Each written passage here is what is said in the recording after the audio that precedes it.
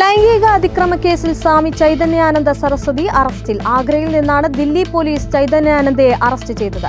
ചൈതന്യാനന്ദയെ ദില്ലിയിലെത്തിക്കും 17 പെൺകുട്ടികളാണ് ചൈതന്യാനന്ദയ്ക്കെതിരെ ലൈംഗിക അതിക്രമ പരാതി നൽകിയത്. കേസിൽ മുൻകൂർ ജാമ്യാപേക്ഷ ദില്ലി പട്യാല ഹൌസ് കോടതി തള്ളിയതിന് പിന്നാലെയാണ് പോലീസിന്റെ അറസ്റ്റ് നടപടി. നിരവധി കേസുകളിൽ പ്രതിയാണെന്നും ഒളിവിൽ കഴിയുകയാണെന്നും പോലീസ് കോടതിയിൽ വാദിച്ചിരുന്നു. തുടർന്നാണ് ജാമ്യാപേക്ഷ തള്ളിയത്.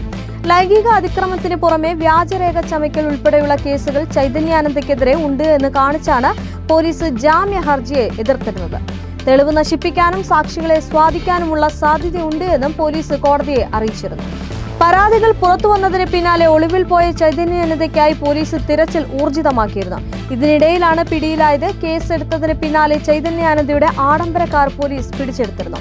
പിടിച്ചെടുത്ത കാറിൽ പ്രതി പെൺകുട്ടികളെ ഋഷികേശിലേക്ക് കൊണ്ടുപോയിരുന്നതായിട്ടാണ് സൂചന. വ്യാജ ഡിപ്ലോമാറ്റിക് നമ്പർ പ്ലേറ്റ് ഘടിപ്പിച്ച മറ്റൊരു കാർ നേരത്തെ തന്നെ പോലീസ് പിടികൂടിയിരുന്നു.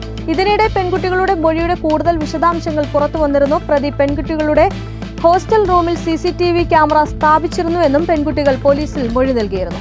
ഇതിലെ ദൃശ്യങ്ങൾ പ്രതിയുടെ ഫോണിൽ ലഭ്യമായിരുന്നു എന്നും പെൺകുട്ടികൾ പറയുന്നു. 17 പെൺകുട്ടികളാണ് Sri Sharada institute of Indian management director Swami Chaitanyananda സരസ്വതിക്കെതിരെ മൊഴി നൽകിയിട്ടുള്ളത്.